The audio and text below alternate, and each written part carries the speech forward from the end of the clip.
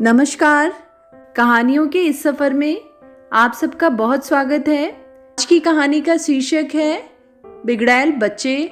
कहानीकार है मनीषा कुलश्रेष्ठ। कहानी शुरू करने से पहले मेरा आप सबसे विनम्र निवेदन है, यदि मेरे द्वारा सुनाई गई कहानियाँ आप सबको पसंद आती हों तो कृपया मेरे चैनल को सब्सक्राइब करें और अपने मित्रों में भी साझा करें। तो चलिए सुनते हैं कहानी बिगड़ैल बच्चे। वे 3 युवा पिंक सिटी ट्रेन से सुबह सुबह 6 बजे मेरे बाद चढ़े थे। रेल के सबसे पीछे वाले सुनसान पड़े डिब्बे की मानो रुकी हुई सांसें एकाएक चल पड़ी हों। तेज स्वर में बातचीत, छेड़छाड़ करते हुए तीनों सामान स्वयं लादे विदेशी पर्यटकों की नकल में ये पर्यटक साफ साफ देसी नजर आ रहे थे। बात बात में फकिन, फकअप, फक ऑल मुझे बहुत नागवार गुजर रहा था। आते ही धम से उन्होंने सारा सामान सामने की सीट पर पटक दिया था। एक खुल्लम खुल्ला सी मध्यवर्गीय मगर आधुनिक किस्म की लापरवाही उनकी हर बात से झलक रही थी। चाहे वह बातचीत का लहजा, सामान फेंकने का ढंग, चाल ढाल या कि बाल हो, चप्पलें हों, चाहे बिना मोजों वाले जूते हों या फिटेड जीन्स हो, वे जो कर रहे थे उनकी नज़र में फैशन था, आधुनिकता थी। इस आधुनिकता में उनका मध्यवर्गीय अभाव कुछ ढक रहा था तो कुछ उघड़ रहा था। पिंक सिटी दिल्ली के सराय रोहिल्ला स्टेशन से सीधे 6 बजे चलती है और दोपहर 3 बजे जयपुर पहुंचती है। सो सुबह 5:30 बजे ही मुझे बेटा ट्रेन में बिठाकर सामान व्यवस्थित कर एक कप एस्प्रेसो कॉफ़ी सामने के स्टॉल से लाकर मुझे पकड़ाकर चला गया था। पहले से बैठा बल्कि खाली बैठा भारतीय यात्री, उस पर महिला यात्री और फिर मेरे जैसा कल्पनाशील यात्री। हर नए चढ़ने वाले यात्री के वेशभूषा, शक्ल, बातचीत के लहजे, नामों के चलन के अनुसार उसका प्रदेश परिवेश भांपने का प्रयास करता है। यकीन मानिए बस वैसा ही कुछ मैं भी कर रही थी। अजीब किस्म का शौक है ना, दूसरों के मामले में नाक घुसाने का नितांत भारतीय शौक। निश्चित रूप से तीनों गोवा के निवासी लग रहे थे। केवल शक्लो सूरत में मैंने यह निश्चय नहीं किया था, क्योंकि लड़की ने जो टी शर्ट पहनी थी उस पर सामने ही लिखा था, my Goa the heaven on the earth. गले में काले धागे में चांदी का बड़ा सा क्रॉस लटका हुआ था। यही नहीं, वे कभी अंग्रेजी में और कभी कोंकणी भाषा में बात कर रहे थे।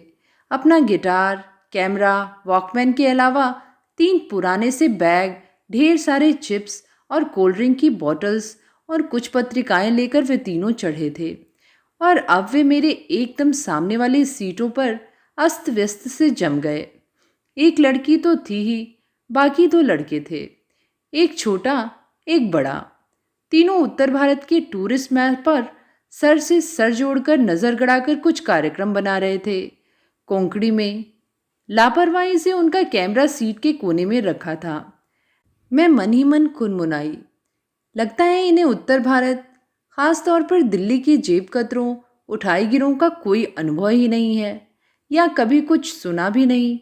मैंने सोचा आगाह करूं, पर मेरी तरफ डाली गई उनकी उदासीन दृष्टि अब तक मुझे चिढ़ा गई थी। सो मैंने सोचा, मुझे ही क्या पड़ी है। मैप देखने के बाद तीनों अपनी अपनी जगह पर खिसक गए। बैग ऊपर वाली बर्थ पर लापरवाही से फेंक दिए गए थे। गिटार बड़े वाले लड़के ने अपने सामने गोद में बहुत प्यार से रख लिया, जैसे कोई पालतू जानवर हो। वॉकमैन छोटे से कान पर लगा लिया। खाने पीने का सामान लड़की ने अपने पास के बैग में डाल लिया था। लड़की सांवली होने के बावजूद आकर्षक थी, दरमियाने कद की, पतली और प्यारी सी। हाँ, बाल वे ढंगे से थे। घुंघराले काले बालों में कथई और सुनहरे रंग की कई लटें रंगा रखी थीं। ऐसा लग रहा था कि सफ़ेद बालों को घर पर मेहंदी लगाकर छुपाने की कोशिश की हो। मुझे अपने कॉलेज की मिसेस बत्रा याद आ गई। वो अपने खिचड़ी बालों में मेहंदी लगाकर ऐसी ही लगती थी। पर यह फैशन है, आजकल का बेढंगा फैशन। मेरे अंदर की प्रौढ़ होती महिला किचकिचाई। लड़कों में से छोटा लड़का चेहरे मोहरों से उसका भाई लग रहा था। हाँ भाई, उसकी नाक और होठों की बनावट बिल्कुल लड़की जैसी ही थी। वह लड़की जरा लोनाई लिए हुए सांवले रंग की थी और लड़का बिल्कुल काला, वही जिसने कानों में अब वॉकमैन के ईयर प्लग लगा रखे थे और पैर हिलाते हुए गुनगुनाता जा रहा था। कभी कभी वह आसपास के वातावरण से बेखबर जरा ऊंची आवाज में गाने लगता था, तब लड़की उसे कोहनी मार देती थी। बड़े लड़के के हाथ गिटार के तारों को हल्के हल्के सहला रहे थे।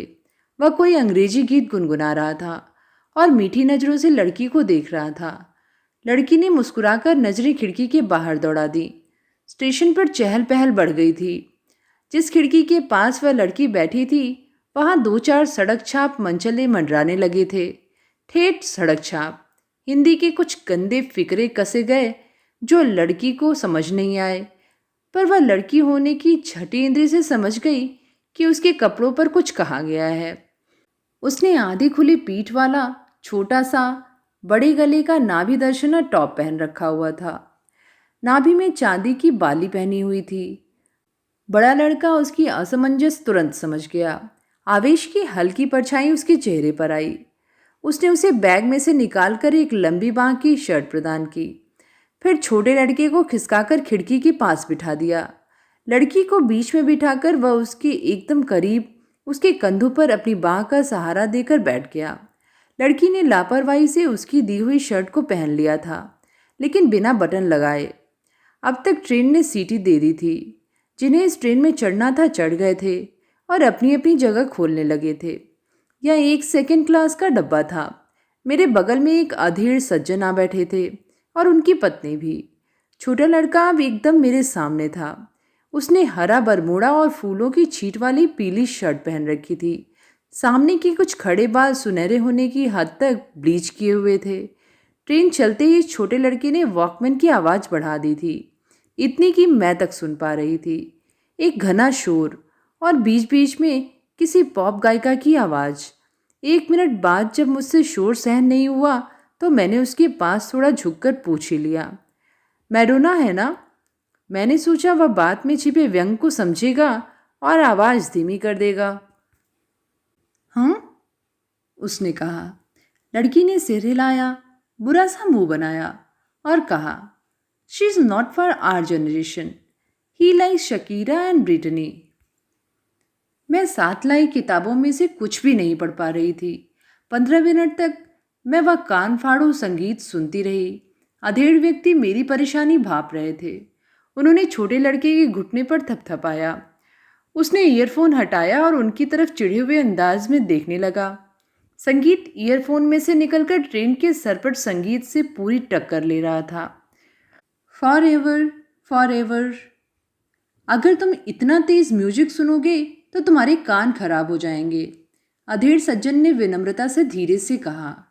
लड़के ने सिर हिला दिया, यह संकेत देते हुए कि पहली बात तो वह कुछ सुन नहीं पा रहा, दूसरी उसे हिंदी नहीं समझ आती। उन्होंने थोड़ी तेज आवाज में अंग्रेजी में कहा, if you will listen loud music your hearing will be damaged. What? उसने तेज आवाज में पूछा और वॉकमैन बंद कर दिया।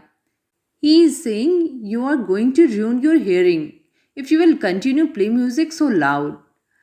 मैं सन्नाटे में जोर से चीख पड़ी।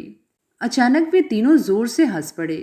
छोटे लड़के ने हंसी रोकते हुए टूटी फूटी हिंदी में गोवा ढंग से कहा, अच्छा शुक्रिया, और ईयरफोन को गले से लटका लिया और वॉकमैन बरमूडा की लंबी लटकती जेब में डाल लिया, जिससे वह और लटक गई। मैं झेप कर उठ खड़ी हुई, हैंड टॉवल लेकर बाथरूम जाने का उपक्रम करने लगी। मेरे मुड़ते ही आवाज आई, what fucking concern they oldies have. यह आवाज लड़की की थी। Shut up Lisa, she is right. यह गंभीर आवाज बड़े लड़के की थी। मैं बाथरूम से लौटी तो बड़ा लड़का टर्नियर का सेंटर स्प्रेड देख रहा था। लड़की भी साथ झुकी थी। बीच बीच में बड़े लड़के की धीमी आवाज में की गई किसी टिप्पणी पर वह उसके बाल खींच देती या पीठ पर मुक्का जमा देती। वह अधेड़ सज्जन और उनकी पत्नी अब मेरी ओर सहानुभूति के साथ मुखातिब थे। आपसी परिचय से पता चला कि वे डॉक्टर हैं, उनकी पत्नी अध्यापिका। क्या हाल है हमारे देश की युवा पीढ़ी का, यह डॉक्टर साहब कह रहे थे। दिन पर दिन बदतमीज होते जा रहे हैं, संस्कार बचे ही नहीं।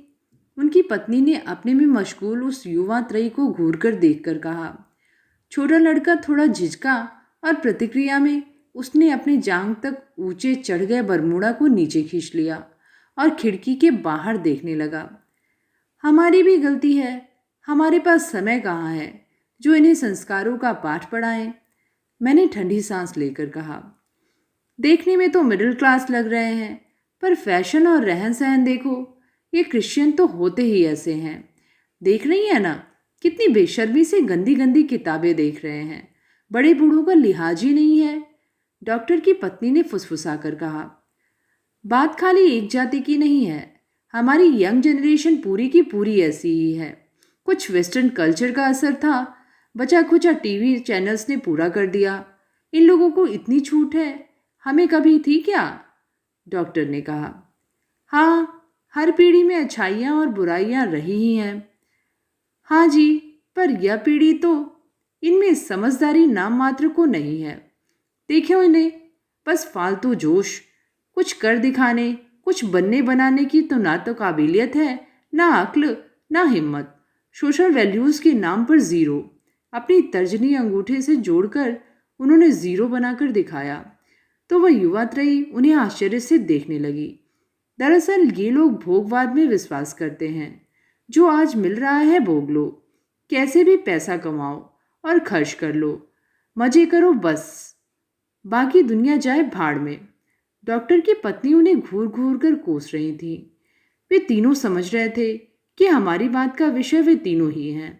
शायद इसीलिए छोटा लड़का वॉकमैन सुनते सुनते जोर से गाने लगा था और उन्हें चिढ़ाते हुए वह लड़की लड़के से एकदम सटकर बैठ गई। लड़का गिटार पर कोई गोवा धुन बजाने लगा था। भोगवाद कहे या भौतिकवाद, इससे हम भी कहाँ अछूते हैं। हाँ, पर यह युवा पीढ़ी कुछ ज़्यादा ही लापरवाह है। जो भी हो, इन्हीं पर हमारा भविष्य टिका है। भविष्य? ये युवा हमें वृद्धाश्रम के अलावा क्या देंगे? महास्वार्थी है यह पीढ़ी। पहले कभी हमने भारत में वृद्धाश्रमों का नाम न सुना था। हमारी सास तो आखिर तक हमारी छाती, मेरा मतलब है हमारे साथ रहती रही। डॉक्टर ने सर हिलाया और किसी सोच में डूब गए, मानो उनकी पत्नी ने पति की बात कही थी। फिर अखबार उठाकर पढ़ने लगे। उनकी स्थूल पत्नी नाश्ते का सामान सजाने लगी थी। लीजिए ना कुछ। जी नहीं, मेरा व्रत है। मैं सफाई से झूठ बोल गई। बचपन से माँ की बताई हुई गांठ, सफर में किसी अजनबी से कुछ लेकर मत खाना, कस गई। डॉक्टर ने तीनों युवाओं से एक औपचारिक आग्रह किया। उन तीनों ने बिना संकोच के एक एक पूरी उठा ली और खाने लगे। मुंह में पूरी ठूसे ठूसे लड़की ने कहा, very delicious aunty, what pickle is this? कहकर एक पूरी और उठा ली, उस पर उंगली से अचार फैलाकर रोल बनाने लगी। टैंटी, वे उदासीनता से बोली। What tea? A wild fruit, doctor ने समझाया। Oh, I thought these are the fishes eggs.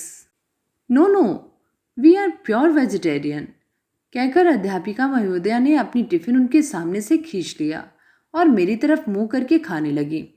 मैं खिड़की से सटकर बैठ गई। क्री किच करके ट्रेन रुक गई। शायद चेन पुलिंग थी। यह दिल्ली के बाहर का औद्योगिक क्षेत्र था। यह तो रोज का किस्सा है। अनेक स्थानीय यात्री इस ट्रेन और फिर 8 बजे तक दिल्ली से चलने वाली हर ट्रेन में चढ़कर आते हैं और फिर बार बार चेन पुलिंग होती है। 2 घंटों में भी दिल्ली की सीमा से ट्रेन बाहर नहीं निकल पाती। शाम की ट्रेनों में भी यही हाल होता है। काफ़ी समय तो बर्बाद होता ही है। साथ ही ये लोग प्रथम श्रेणी से लेकर आरक्षित शायिकाओं तक हर जगह घुसे चले जाते हैं। फिर यात्रियों के साथ बदतमीजी से पेश आते हैं। कोई लड़की या सुंदर महिला यात्री दिख जाए तो उससे सटकर बैठ जाएंगे। उसके संरक्षक आपत्ति करें तो झगड़ा। फिर तो ये लोग ट्रेन को चलने ही नहीं देंगे, ट्रेन में तोड़फोड़ करेंगे। यह व्यवस्था का ऐसा सुराग है जो बंद नहीं हो सकता। सालों पुराना चलन है। यही देखते देखते मैं युवा से प्रौढ़ हो चली हूँ। आज भी मुझे इन लोगों से डर लगता है। वो तो सौभाग्य है, यह डिब्बा बहुत पीछे था, सो इस डिब्बे में कोई झुंड नहीं चढ़ा। नहीं तो इस लड़की के कपड़े और अदाओं पर यहाँ तो कत्ल हो जाते, और इसके ये दो मरगिल्ले से संरक्षक कुछ नहीं कर पाते। हिंदी तक तो ठीक से समझ बोल नहीं पाते। मैं भी सोचने लगी, ये खुलापन, इनकी इस कदर लापरवाही क्या इन्हें खतरों की तरफ नहीं ढकेलती? पढ़ाई, काम धाम कुछ करते भी हैं कि नहीं? उम्र तो देखो, मुश्किल से 18-19 के होंगे। छुटका तो 15 का सा लगता है। उस पर कैसे होंगे वे दुस्साहसी माता पिता जो इन्हें अकेले दुनिया देखने भेज दिया? यही शायद ऐसे हैं विद्रोही किस्म के बिगड़ैल बच्चे। मन किया कि मैं भी कहूँ, ब्लडी फकिंग ब्रेड्स। हमारे भी सहपाठी सहकर्मी क्रिश्चियन रहे हैं, पर ऐसा खुलापन कभी नहीं देखा। क्या ये किसी मुसीबत को समझदारी से सुलझा सकेंगे? खतरों से बच सकेंगे? छोड़ो, मुझे क्या पड़ी है, भाड़ में जाएं। अच्छा ही हुआ जो मैंने अपने बेटे बेटी को बहुत संयम और कठोर अनुशासन में पाला है। बेटा तो चलो ठीक है, दिल्ली आईआईटी में पढ़ रहा है, पर निशी। मैंने एक ठंडी सांस ली। ट्रेन धीमे धीमे सरक रही थी। मैंने स्वयं से सवाल पूछा, क्या मैंने बच्चों को सुरक्षित और कठोर अनुशासन में रखकर बहुत महान काम किया है? क्या निशी इस कठोर अनुशासन और अतिरिक्त सुरक्षित वातावरण में पलकर बेहद दब्बू बनकर नहीं रह गई? बस शादी कर देने भर से हमने क्या उसे सुरक्षित कर दिया? अपनी होनहार एमबीए लड़की को बंबई जाकर एक मल्टीनेशनल नौकरी नहीं करने दी। हम दोनों ही डर गए थे। कितना रोई थी वह, पर हमारा मन नहीं माना। बाहरी दुनिया यानी खतरों से भरी दुनिया। कह दिया था यहीं रहकर करो नौकरी, या फिर कह दिया कि शादी के बाद कर लेना नौकरी, पति चाहे तो। अब एक एक पैसे को पति का मुंह देखती है। कहने को बड़ा बिजनेस है उसके परिवार में, पर 3 भाइयों में सबसे छोटा उसका पति हमेशा बेवकूफ़ बनता है। खाने पीने की कमी नहीं, बड़ा घर है, संयुक्त परिवार है, पर निशी अपने से कुछ खरीदना चाहे, कहीं घूमने जाना चाहे, वह सब नहीं हो पाता। मायके तक अब उसे अकेले ट्रेन में बच्चों के साथ आने में डर लगता है। दामाद के पास फुर्सत नहीं कि वह छोड़ जाए। बस उसी को तो लेने जा रही हूँ। निशी के पापा डायबिटिक हैं, वे घर से नहीं निकलते। आज निशी आर्थिक रूप से स्वतंत्र होती तो निशी को उन्होंने उसकी पसंद से शादी करने दी होती, तो आज निशी का चेहरा उस सामने बैठी लड़की सा चमकता। 27 साल की उम्र में वह 35 की नहीं लगती। हर समय एक स्थायी हताशा उसके चेहरे पर नहीं होती। लेकिन ये बेहयाई, खतरों को आमंत्रित करना खुलापन, मैं असमंजस में थी। मुझे निशी के हालातों पर रोना आने लगा था। सामने की सीट पर बड़ा लड़का और लड़की एक दूसरे पर ढल के सो रहे थे। डेबोनियर के ऊपर हेल्थ और रीडर्स डाइजेस्ट भी रखी थी। चीप मैगजीन अधखुली ट्रेन के फर्श पर लौट रही थी। तो आज का युवा सब कुछ पढ़ता है। छुटके ने फिर वॉकमैन चला दिया था, पर इस बार थोड़ा कम लाउड। डॉक्टर और उनकी पत्नी बहुत तल्लीनता से रमी खेल रहे थे। मुझे अपना आप अचानक बहुत अकेला लगा। पैर लटके लटके सूज आए थे, बल्कि सुन्न पड़ने लगे थे। मैंने उन्हें ऊपर कर लिया। ट्रेन तेज रफ्तार से उष्णकटिबंधीय जंगलों से गुजर रही थी। अप्रैल का महीना था और मौसम गर्म होने लगा था। सुबह के 10 बजे ही दोपहर का सा एहसास हो रहा था। भूख भी लगाई थी, पर मेरे पास क्या धरा था? 3 सेब, एक सैंडविच। एक भूला भटका चाय वाला उधर से गुजरा तो मैंने उसे रोक लिया। मेरे पास खुले पैसे नहीं थे। छुटके से पूछा तो उसका जवाब था 1 मिनट। जेब से उसने 3 रुपए निकाल कर चुका दिए। मैंने भी कहा I need change only. Come on mom, कहकर वह खिखी हंसने लगा। सैंडविच? नो थैंक्स, कहकर उसने जेब से भुने हल्के हल्के भूरे छिलकों वाले नमकीन काजू निकाले और मेरी प्लेट में रख दिए। मैंने आश्चर्य में भरकर कृतज्ञता से कहा कि ऐसे काजू मैंने पहली बार देखे हैं, बिना छिले भुने हुए। उसने बताया कि उसके घर के अहाते में 4 काजू के पेड़ हैं। ये काजू उन्हीं के पेड़ के हैं। आते समय मॉम ने ज़बरदस्ती उनके पास बांध दिए थे। मेरी कल्पना में एक सांवली छीट की फ्रॉक पहने, दुबली मगर हल्के से निकले पेट वाली ममतामयी क्रिश्चियन महिला की छवि तैर गई। मैं कुछ और भी पूछना चाहती थी। एक आम भारतीय उत्सुकता के तहत उनकी निजता के पारदर्शी तरल को छूकर देखना चाहती थी। मसलन वह लड़की तुम्हारी बहन है क्या? तुम्हारी माँ ने एक पराये लड़के को तुम्हारे साथ क्यों कर भेजा होगा? कहाँ जा रहे हो? कब लौटकर घर जाओगे? और ज़रा बताओ तो, क्या क्या उगा रखा है तुम्हारी माँ ने तुम्हारे अहाते में? तुम एंग्लो इंडियन गोवा क्रिश्चियन हो कि कन्वर्टी? छी, यह सब पूछकर वह क्या करेगी? कहीं उसने कह दिया, you naughty Oldi, what fucking concern do you have with us? उसे क्या, भाड़ में जाए यह और इसकी बहन। कमबख्त, कैसे सटकर उस जवान जहान लड़के से चिपकी पड़ी है। छुटके ने उत्साह से कहा कि कोई स्टेशन आ रहा है। इक्का दुक्का घर नजर आने लगे थे। कुछ कारखाने और ट्रेन की पटरी का एक और जोड़ा हमारी ट्रेन के साथ दौड़ने लगा था। मैंने मन ही मन कहा, अलवर, हाय, जल्दी में मिठाई लेना भूल गई थी दिल्ली से। कमबख्त निसी ने भी तो अचानक फ़ोन किया था कि मम्मी, मुझे सास ने कह दिया है, जा हुआ मायके, तुम कल ही भैया को भेज दो। भैया कैसे आएगा निशी, उसकी एग्ज़ाम है। तो माँ बेचारी रुआंसी हो गई थी। तू खुद चली आना, जयपुर से तो कई सीधी रेल है दिल्ली की, करा ले रिजर्वेशन। मम्मी, तुम तो जानती हो, 2 छोटी बच्चियों के साथ ये अकेले नहीं भेजेंगे मुझे, इन्हें फुर्सत नहीं। फिर बताओ ना, मैं कैसे आ जाऊं? कितनी दिक्कत होगी। दोनों तो गोदी चढ़ती हैं। हाय मम्मी, कितनी मुश्किल से सांस का मुंह सीधा हुआ है मेरे मायके जाने के नाम पर।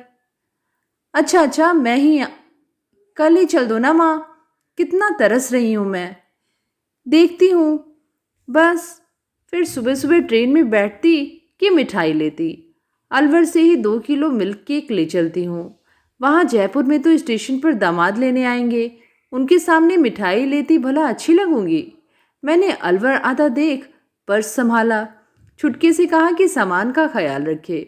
डॉक्टर दंपति ऊपर की खाली बर्थों पर जाकर लेट गए थे। लड़की कुनमुना रही थी और लड़के से अलग हो उठकर खड़ी हो गई थी। उठते ही चॉकलेट निकालकर खाने लगी। ट्रेन रुक गई थी। डिब्बा सच में बहुत पीछे था। मिल्क केक की दुकान दूर थी। स्टेशन पर काफ़ी भीड़ थी। सारी भीड़ पिंक सिटी में ही समाएगी क्या? यह सोच मैं जल्दी जल्दी ट्रेन से उतरी और लोगों से टकराते हुए बड़े बड़े डग भरते हुए दुकान पर हाफती हुई पहुंची। 2-2 डिब्बे मिठाई और पर्स संभालती हुई मैं अपने गंतव्य से आधी दूर पर ही थी कि ट्रेन ने सीटी दे दी। मेरे तो हाथ पांव फूल गए। भीड़ को चीरती हुई मैं आगे बढ़ रही थी और मुझे दूरदर्शन का एक विज्ञापन याद आ रहा था कि भारत में स्टेशनों पर यात्रा करने वाले कम और उन्हें छोड़ने वाले ज़्यादा होते हैं। उस क्षणांश में ही मुझे लग रहा था कि मैं चल ही नहीं पा रही। अपना डिब्बा मुझे दिखाई नहीं दे रहा कि अचानक छोटे लड़के की चीख ने ध्यान दिखाया कि मैं डिब्बे के एकदम पास हूँ। आंटी! दरवाजे के पास भीड़ थी, मेरे पीछे भीड़ थी। मैंने किसी तरह दरवाजे का हैंडल पकड़ा और पैर बढ़ाया ही था कि ट्रेन थोड़ा तेज रेंगने लगी। मैं बुरी तरह से प्लेटफॉर्म पर गिर पड़ी। पैर ज़्यादा बढ़ गया होता तो दरवाजे पर पटरियों के बीच घिसट रही होती। गिरते गिरते मुझे छोटे लड़के की चीख सुनाई दी थी। उसके बाद मुझ पर झुकी भीड़ एक भंवर की तरह घूमती नजर आई और फिर कुछ कहीं गड़प से डूब गया। ठंडे पानी की तेज छपाक से मैंने अपने और अवचेतन की सीढ़ियां फांदती।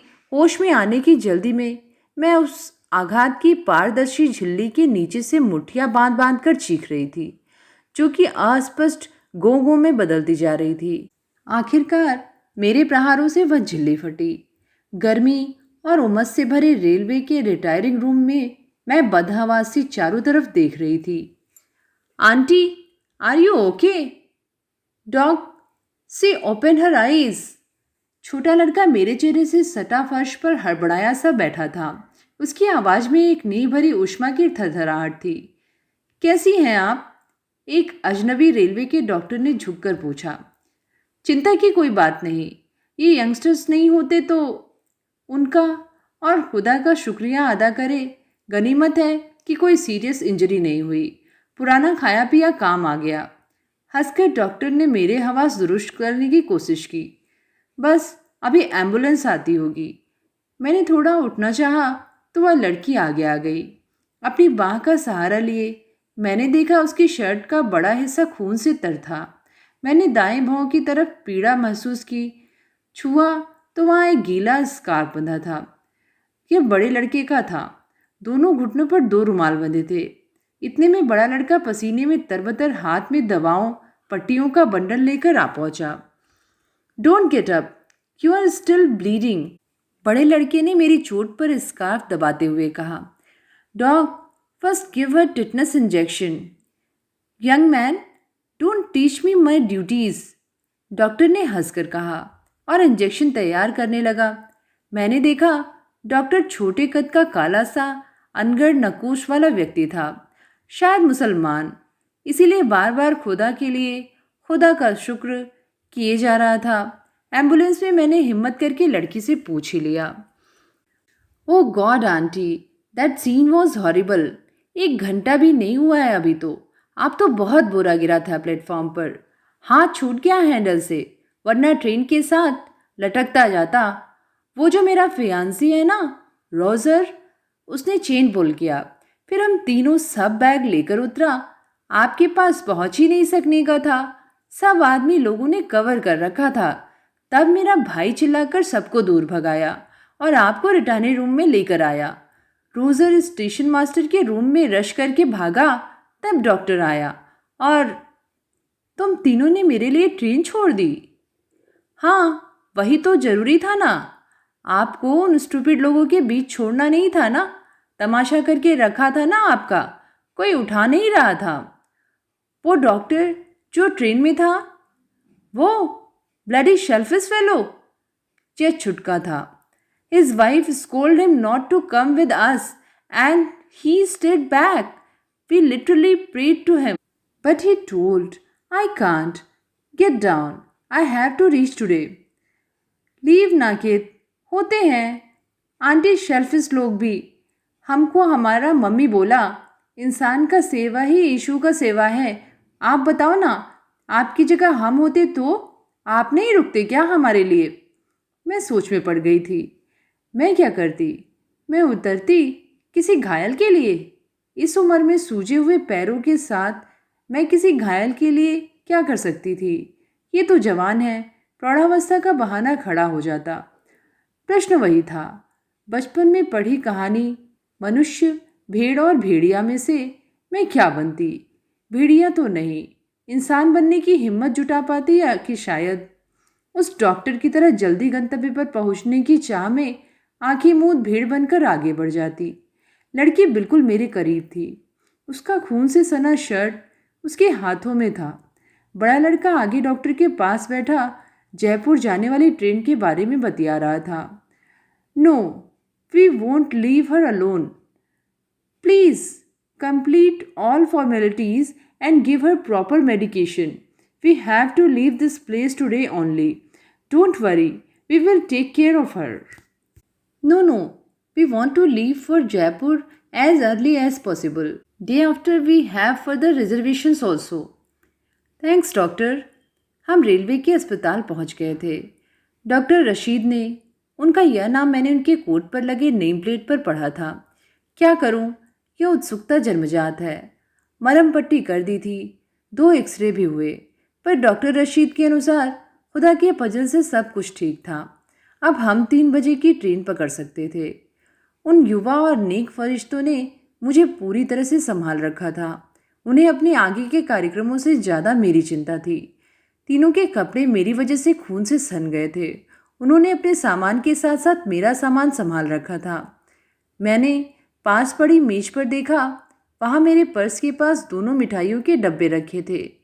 तन ताज़ा ताज़ा साफ करके पट्टी किए गए 4-5 बड़े और कई छोटे टीसते जख्मों और मन आपस में उलझते तरह तरह के विचारों से थक गया था।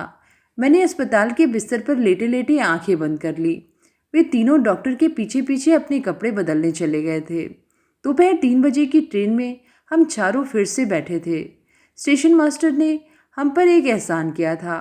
इस ट्रेन में एसी कंपार्टमेंट में कूपा दिलवा दिया था। डॉक्टर रशीद घर से बिरयानी का लंच पैक करवा कर पकड़ा गए थे। अपना ख्याल रखिएगा बहन जी के जुमले के साथ। Wow, this is my first chance when I am sitting in AC compartment. छुटका बहुत खुश था। उसने अपना वॉकमैन निकाला और लो वॉल्यूम में शकीरा सुनने लगा। Keith, please raise the volume, let me also listen. यह मैं थी। वे दोनों युवा प्रणयी फिर एक दूसरे में मगन थे।